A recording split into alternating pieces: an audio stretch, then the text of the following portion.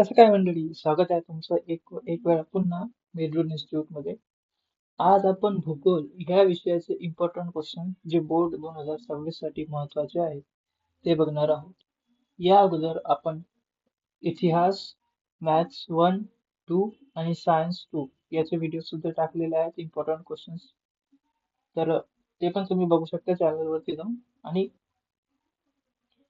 आज आपण भूगोलचे important question बघणार आहोत. इम्पॉर्टंट क्वेश्चन्स पुढे जाण्याच्या अगोदर ह्या भूगोल विषयाचे मी 3 मॉक टेस्ट तयार केलेले आहेत. 3 मॉक टेस्ट तयार केलेले आहेत. त्या मॉक टेस्ट मध्ये निवडून निवडून असे प्रश्न आहेत ज्यात जे जर तुम्ही प्रॅक्टिस केले, सॉल्व्ह केले तर 35 किंवा त्यापेक्षा जास्त मार्क तुम्ही आरामात घेऊ शकता भूगोलमध्ये. तर ते तुम्ही आमच्या टेलिग्राम वरती जाऊन डाउनलोड करू शकता आणि सॉल्व्ह करू शकता. आणि जर तुम्हाला हवे असेल तर आम्ही ते इव्हॅल्युएट करून सुद्धा तुम्हाला देऊ ना. आणि ह्या व्यतिरिक्त मॉक टेस्ट व्यतिरिक्त अजून काही जर तुम्हाला पाहिजे असेल, notes, short tricks, MCQ, mind maps, तर कमेंट मध्ये सांगा. तुमच्या एक्सने तुम्हाला सोडलं असेल अर्ध्या रस्त्यात, पण आम्ही बोर्डाची परीक्षा व्हायपर्यंत तुम्हाला सोडणार नाही, याची पूर्ण गॅरंटी देतो. तर वळूया आपण मेन मुद्द्याकडे. भूगोलचे महत्वाचे प्रश्न कोणते? भूगोलमध्ये पहिला जो धडा आहे तुमचा तो आहे क्षेत्रफळ. क्षेत्रफेटामध्ये हे सर्वच प्रश्न, एकूण एक प्रश्न महत्वाचा आहे तुमचा. सर्व प्रश्न महत्वाचे आहेत, सर्व करायचे आहेत, चांगले करायचे. दुसरा जो धडा आहे तो आहे स्थान विस्तार. आता बघा, हे जे ऑब्जेक्टिव्ह जे क्वेश्चन आहेत ना तुमचे, खालील विधाने योग्य किंवा अयोग्य लिहा, रिकाम्या जागा किंवा जोड्या जुळवा, हे सर्व जे प्रश्न आहेत हे तुम्हाला सर्वच करायचे आहेत. भूगोलमध्ये स्वाध्यायाच्या बाहेर प्रश्न येत नाही. ठीक आहे, हे प्रश्न जे आहेत ते एका मार्काचे जे एवढे प्रश्न आहेत ते तुम्हाला सर्वच करायचे आहेत चांगले. त्यानंतर याच्या थोडक्यात उत्तरे लिहा मध्ये बघा, हे प्रश्न आणि ऑब्जेक्टिव्हचे सर्व प्रश्न सर्वच करायचे. ऑब्जेक्टिव्ह मध्ये बघा, थोडक्यात उत्तर लिहामध्ये बघा, भारत आणि ब्राझील या दोन्ही देशात स्थान संदर्भातील कोणत्या बाबी वेगळ्या आहेत, हा प्रश्न तुम्हाला करायचा आहे. एकच प्रश्न महत्वाचा आहे याच्यामध्ये. त्यानंतर तिसरा जो धडा आहे तुमचा आहे प्राकृतिक रचना व जलप्रणाली. तर यामध्ये बघा, भारत व ब्राझील प्राकृतिक रचनेतील फरक सांगा, भारताच्या मैदानी प्रदेशाची वैशिष्ट्ये कोणती, हे 2 प्रश्न. आणि टिपाल यामध्ये अमेझॉन नदीचे खोरे आणि हिमालय, हे 2 महत्वाचे टॉपिक आहे. भौगोलिक कारणे लिहायच्या मध्ये अमेझॉन नदीच्या तुलनेत गंगा नदीच्या जल प्रदूषणाचा परिणाम लोकजीवनावर जास्त होतो, हे 5 प्रश्न महत्वाचे आहेत. त्यानंतर पुढचा धडा आहे तुमचा हवामान. हवामानामध्ये बघा, हा जो टेबल आहे महत्वाचा आहे. त्यानंतर ब्राझील मध्ये नियमित हिमवर्षाव होत नाही आणि भारतात अभिसरण प्रकाराचा पाऊस कमी प्रमाणात पडतो, हे 2 भौगोलिक कारणे स्पष्ट होतात.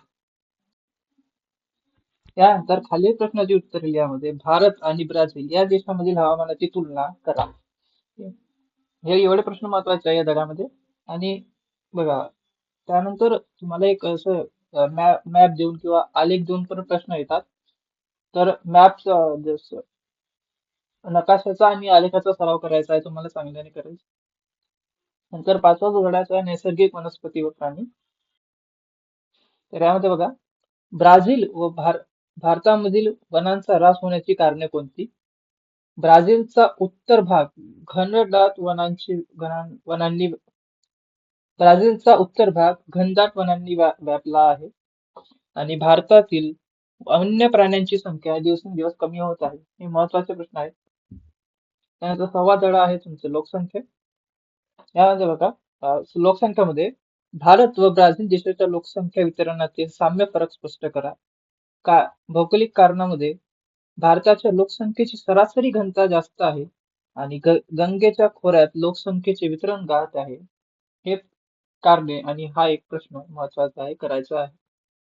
तर 7वा जो धडा आहे तुमचा तो आहे मानवी वस्ती. मानवी वस्तीमध्ये भौगोलिक कारणामध्ये व उत्तर भारतात अन्य राज्यापेक्षा दिल्ली आणि चंदीगड इथे नागरीकरण जास्त आहे. आणि थोडक्यात उत्तर लिहामध्ये गंगा नदीचे खोरे आणि अमेझॉन नदीचे खोरे यांतील मानवी वस्त्याबाबत फरक स्पष्ट करा, हे 2 प्रश्न महत्वाचे आहेत. त्यानंतर 8वा धडा आहे तुमचा अर्थव्यवस्था आणि वाणी व्यवस्था. याच्यामध्ये बघा, खालील प्रश्न उत्तर लिहामध्ये भारत व ब्राझील या देशात चालणाऱ्या मासेमारी व्यवसायातील साम्य फरक कोणते आणि कारणे सांगा. मध्ये ब्राझील मधील दरडोई जमीन धारणा भारताच्या तुलनेत जास्त आहे. हे दोन प्रश्न या धड्यामध्ये महत्वाचे आहेत आणि हा एक आलेख, ठीक आहे, हा महत्वाचा आलेख आहे, करायचा आहे तुम्हाला चांगल्याने, ठीक आहे. याच्याच रिलेटेड क्वेश्चन येतात आणि तुमचं त्याचे 4-5 प्रश्न येतील, त्यातले 4 सॉल्व्ह करायचे आहेत तुम्हाला आणि एक एक वर्डचे आन्सर राहतात त्याचे. तर आलेख करा आणि मॅप करा. नंतर 9वा धडा आहे पर्यटन, वाहतूक व संदेश वहन. या धड्यामध्ये बघा, भौगोलिक कारणामध्ये ब्राझीलमध्ये जलमार्गाचा विकास झालेला नाही आणि आंतरराष्ट्रीय व्यापारासाठी सागरी मार्गावर अवलंबून राहावे लागते. हे दोन कारणे आणि चूक की बरोबर ते सहकारणासंग सांगा, हे सर्वचे सर्व महत्वाचे आहे.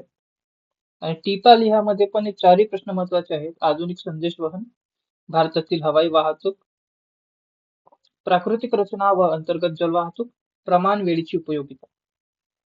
आणि असा तुमचा इथं भूगोलचा सिलेबस आहे आणि यातले जे इम्पॉर्टंट प्रश्न आहेत ते संपतात. ठीक आहे. तुम्हाला याच्या व्यतिरिक्त अजून काही हवे असेल तर कमेंट करा आणि जे 3 मॉक टेस्ट पेपर मी तुम्हाला सांगितले आहेत ते टेलिग्राम वरती जाऊन डाउनलोड करा आणि सॉल्व्ह करा. Thank you and all the best for your board.